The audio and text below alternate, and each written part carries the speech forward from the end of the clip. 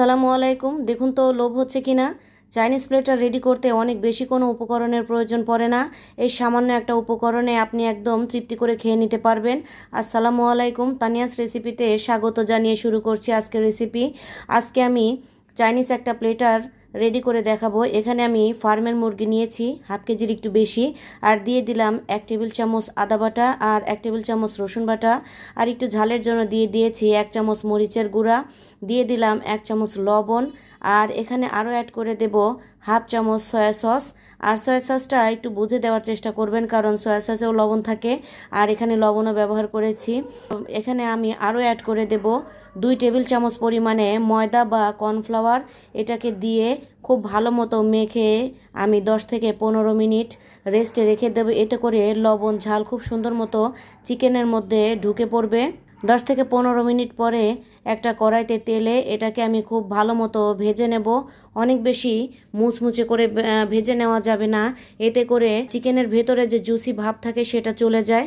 তাই এটার কালারটা শুধু একটু সুন্দর মতো পরিবর্তন হয়ে এলেই আমি উল্টে দেব, আর উল্টাপাল্টা করে আমি সুন্দর কালার করে ভেজে তুলে নেব। চাইনিজের ক্ষেত্রে অনেক কিছুই মানুষ তৈরি করে, Chinese vegetable, Chinese chilli onion, অনেক কিছুই তৈরি করা যায়। তবে এই একটা রেসিপি তৈরি থাকলে অন্য কোনো কিছুই প্রয়োজন পড়বে না। আমি যে চিকেনটা ভেজে রেখেছিলাম সেই তেলটাই আমি এখানে দিয়ে দিয়েছি 1/4 কাপ। আর চাইনিজের ক্ষেত্রে একটুখানি তেল বেশিই লাগে। আর আগে থেকে এই কিউব করে কেটে রাখা পেঁয়াজটা আমি দিয়ে দিয়েছি। আর এখানে ফ্রোজেন ক্যাপসিকাম ব্যবহার করলাম, কারণ আমার কাছে ফ্রোজেনটাই আছে। আর একটু ঝালের জন্য দিয়ে দিয়েছি 3 থেকে 4টা কাঁচামরিচ ফালি। আর দিয়ে দিলাম এখানে 1 চামচ আদা বাটা আর 1 চামচ রসুন বাটা।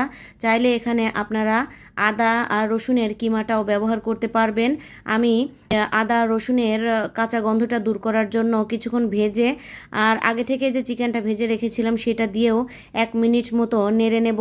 আর চাইনিজের এই রেসিপিগুলো রান্না করতে কিন্তু অনেক বেশি সময়ের প্রয়োজন পড়ে না। আর এখানে আমি আরও অ্যাড করে দিলাম 2 টেবিল চামচ টমেটো সস। এটা কিন্তু হট টমেটো সস। এটাকে দিয়ে আমি খুব ভালো মতো নেড়ে নেব। আর যে সসের বাটিতে একটু সস ছিল ওটা ধুয়ে আমি হাফ কাপ মতো পানি দিয়ে দিলাম। পানি দিয়ে একটু বলক উঠে এলেই এখানে 1 চামচ কর্নফ্লাওয়ার গুলে দিয়ে দেব। অনেক বেশিক্ষণ রান্না করার প্রয়োজন পড়বে না, কারণ পেঁয়াজ ক্যাপসিকাম এগুলো ভাজা আছে আর চিকেনটাও রান্না আছে, তাই অনেকক্ষণ রান্না করার প্রয়োজন পড়ে না। আর দেখতে দেখতে দেখুন রান্নাটাও শেষ হয়ে গেছে। আর এত মজার একটা রেসিপি থাকলে আর কি লাগে বলুন তো। চাইনিজ প্লেটারে এই রেসিপিটা থাকলে আর অন্য কোনো কিছুর দিকে চোখই পড়বে না। এমনই সহজ আর সুন্দর রেসিপি পেতে তানিয়াস রেসিপি ফলো করে পাশে থাকবেন। দেখা হচ্ছে অন্য কোনো ভিডিওতে।